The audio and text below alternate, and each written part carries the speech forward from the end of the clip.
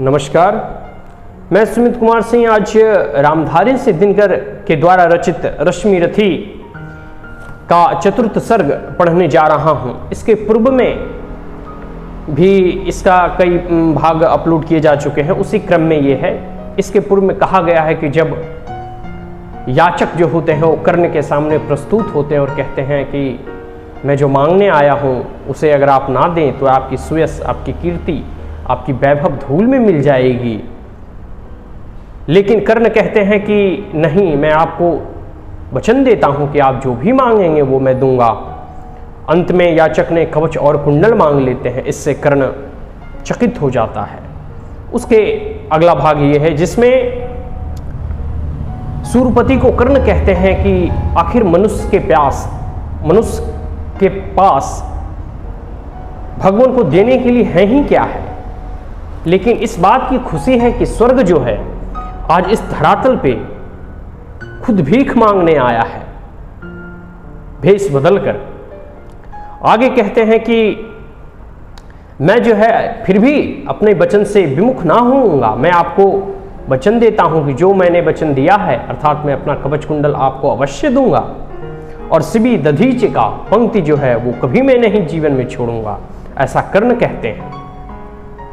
और वो कहते हैं कि अर्जुन के बारे में कि आप यह ढोंग करके या स्वांग रचा के आए ताकि हम छल से कवच और कुंडल आप मुझसे ले सके और अर्जुन जीत सके। और आगे कहते हैं कि अर्जुन को कहिए कि समर अगर और कर्ण को जीतने के लिए वो इतना ही व्याकुल है तो वो मेरी मोम की एक मूर्ति बनाए और उसे उसका गला काट कर अपनी वीरता का परिचय दे और कर्ण जयी कहलाए।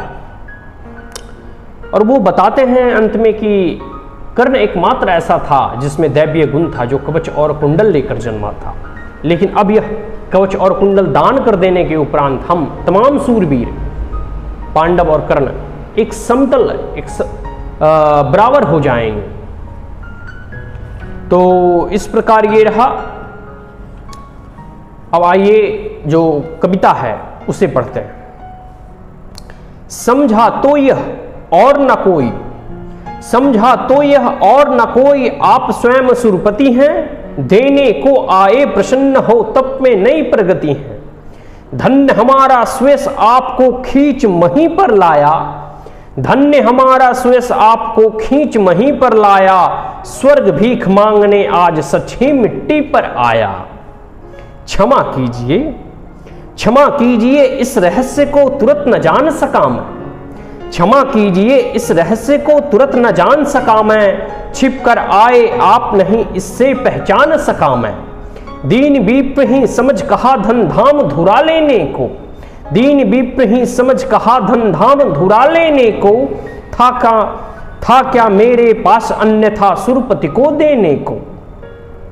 केवल गंध जिन्हें प्रिय, केवल गंध जिन्हें प्रिय, उनको स्थूल मनुज क्या देगा, और व्योम व्यासी मिट्टी से दान भला क्या लेगा।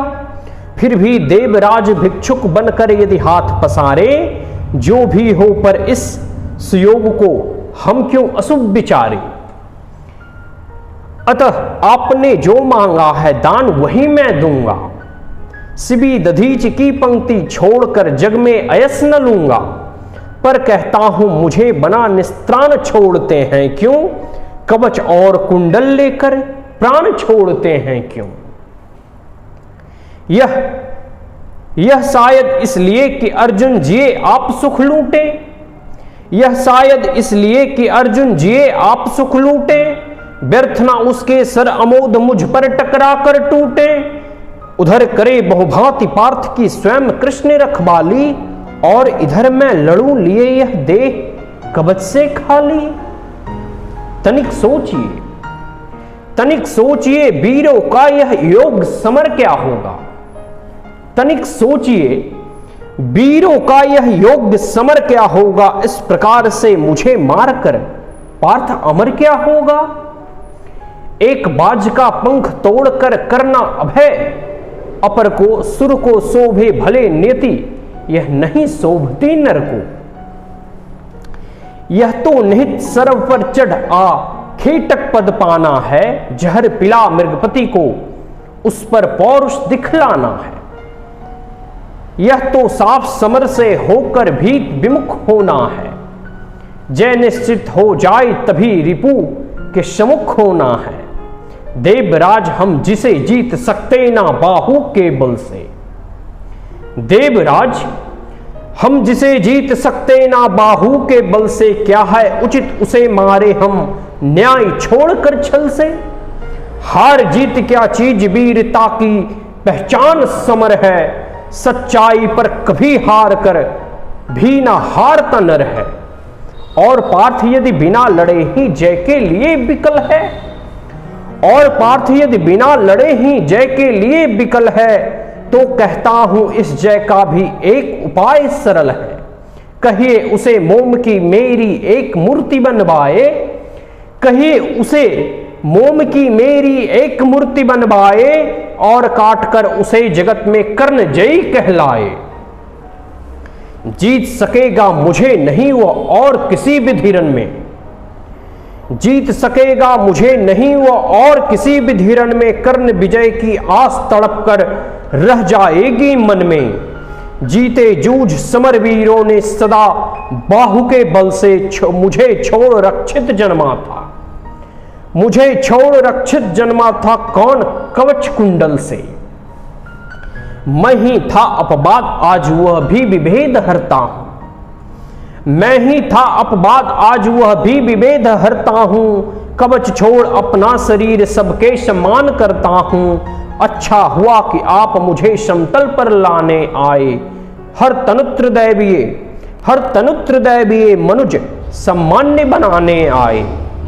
अब न कहेगा जगत, अब न कहेगा जगत कर्ण को ईश्वरीय भी बल था। जीता वह इसलिए कि उसके पास कवच कुंडल था।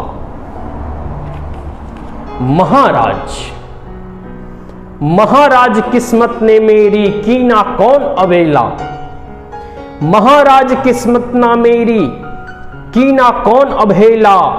किस आपत्ति गर्त में उसने मुझको नहीं ढकेला। इसके अगले कुछ पंक्ति अभी शेष हैं जो अगले वीडियो में।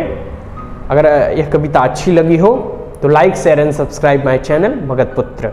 नमस्कार, धन्यवाद।